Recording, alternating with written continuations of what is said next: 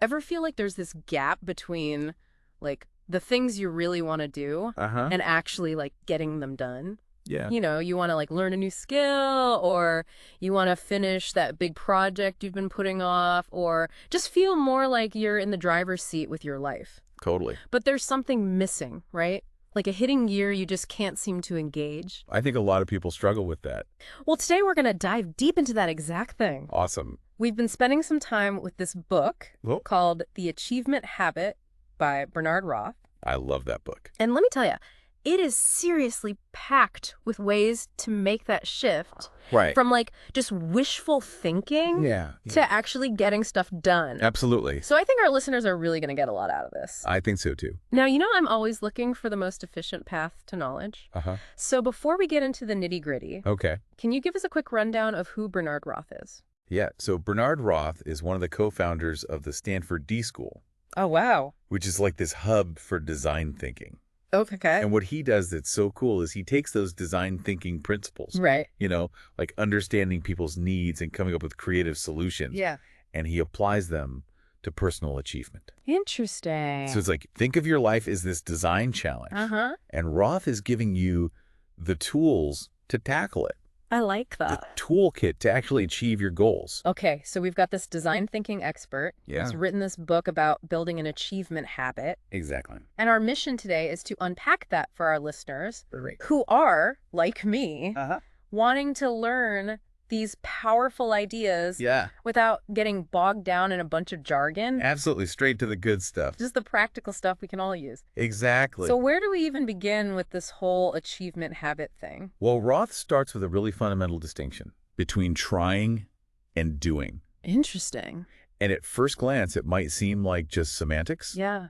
but it actually has a huge impact on how we approach things. Really? He says that being powerful Okay. is way more effective than just being forceful. What does that mean? So by powerful, he means having a clear intention and really focusing your attention. Okay. It's not just about like brute force effort. Right. It's about aligning your inner self with your actions. Makes sense. Whereas forceful is like trying to push through without that inner alignment. So can you give us an example? Yeah. Like something we can all relate to? Think about when you say, I'll try to eat healthier. Uh-huh. That try Yeah. often leaves the door open for excuses. You're totally right. It's like you're not fully committed. Yeah, yeah. Now compare that to saying, I am going to eat healthier, Oh, that's different. right? There's this resolve there I see. that focuses your attention and your actions. So it's not just about willpower. No, it's more about clarity of intention. It's subtle, but I can see how that would make a difference. It really does. And Roth also makes the point that a lot of what we do comes down to habit. Oh, absolutely. Not necessarily like conscious decision-making every step of the way. Right. He challenges this idea that we're always like rationally thinking through every single action. Interesting. He points to research suggesting that many of our actions are actually rooted in established habits. So basically we're on autopilot a lot of the time. To a certain extent, yeah. Okay, so that's interesting for our listeners because Yeah. it means that while breaking bad habits can be tough, Yeah, it can be. building positive, achievement-oriented habits can be super powerful. Totally. It's about rewiring those automatic responses. Exactly. And you know what's really cool? What's that? Roth reminds us that throughout history, Mm-hmm. people have overcome some pretty crazy odds. Yeah. He even mentions examples like the Beatles and Elvis, Oh, yeah. who faced tons of rejection early on. So it's a reminder that we shouldn't let the odds discourage us from even starting. Love that. You know, even if it seems impossible, Right, just go for it. just take that first step. Now, something that really stood out to me in the book Okay. was this whole idea of embracing failure. Oh, yeah, He even calls it a gift, he does. which sounds kind of counterintuitive. It does, right? How can failure be a good thing? Well, it's all about shifting your perspective. Okay. Roth argues that almost every significant achievement is built on a foundation of failures. Interesting. So the key isn't to avoid failure altogether. Because that's probably impossible. Yeah, pretty much. You're going to fail at some point. Right. It's about changing how we view failure and how we respond to it. So instead of seeing it as a setback, Uh-huh. you see it as an opportunity to learn. That's the idea. Okay, I'm starting to get it. And he really pushes for this thing he calls a bias towards action. So that means... It means it's better to just get started, Yeah. to do something, and learn from your mistakes along the way, Okay. rather than waiting for the perfect moment or the perfect plan. Which might never come. Exactly. So it's about getting in the game. Yes. Even if you know you might stumble. Even if you know you're going to make mistakes. Yeah. Because you learn so much more from actually doing something. Than from sitting on the sidelines. Totally. Okay, so you're telling me I shouldn't be afraid to fail.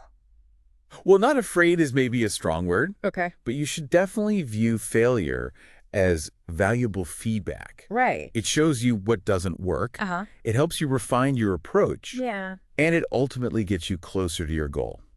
I like that. It's all part of the process. Now, another concept that I found really interesting was this idea of the familiar unfamiliar. Oh, yeah. It sounds kind of like a riddle. It does, doesn't it? What exactly does that mean? So Roth is talking about this cognitive bias called functional fixedness. Okay. It's like when we get so used to seeing something in a certain way that we miss its other potential uses. Can you give me an example? Yeah, so imagine a paperclip. Okay. Most people only see it as a tool for holding papers together, Right. but it could also be used to pick a lock Really? or prop something up. I never thought of that. Exactly. Yeah. We get stuck in these narrow ways of thinking. So how do we break free from that?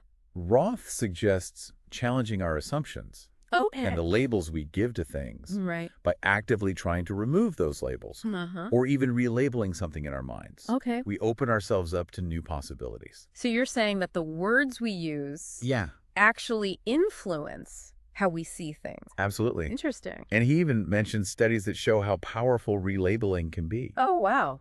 Like, for example, research has shown that asking people to be voters Okay. leads to higher voter turnout Interesting. than simply asking them to vote. So it's about identity. Exactly. It's not just a task. Right. It's who you are. Makes sense. And it's the same with things like cheating. Okay. Encouraging people not to be cheaters Mm-hmm. is more effective than just saying, don't cheat. Because it's appealing to their sense of self. Exactly. Wow, that's powerful. Right. So the label we use shapes how we see ourselves Yeah. and therefore how we act. And that's a key insight from Roth. Yeah. He says that we have this drive to act in ways that are consistent with our self-image. So if we want to change a behavior, Uh-huh. we need to change how we see ourselves. That's a big part of it. Okay. And I think this ties in nicely with what you were talking about earlier. Yeah. With those aha moments. Right. And seeing things from different perspectives. Totally. It's about consciously rewriting our internal narrative. Absolutely. Now, Roth also says something that's pretty provocative. Yo, what's that? He says reasons are bullshit. He does say that. And I gotta admit, when Yeah. I first read that, I was kind of taken aback. I get it. It's a strong statement. But he's making a really important point. He is? He's saying that as a society, we put too much emphasis on having reasons for everything. We do. We always need an explanation. Right. We need to justify our actions. Or our inactions. Yeah, exactly. It's like we need to appear logical. But Roth argues that this reliance on reasons Yeah. can actually prevent us from taking responsibility. So all those obstacles we think we're facing Yeah, those valid reasons. might just be excuses in disguise. That's his point. Okay, I see what he's getting at. So instead of focusing on why you can't do something, he wants you to focus on how you will. So it's about shifting our focus It is. from limitations to possibilities Exactly. and taking ownership of our outcomes. Absolutely. I like that. It's about empowerment. So even though we think we're being rational by listing all our reasons, Yeah.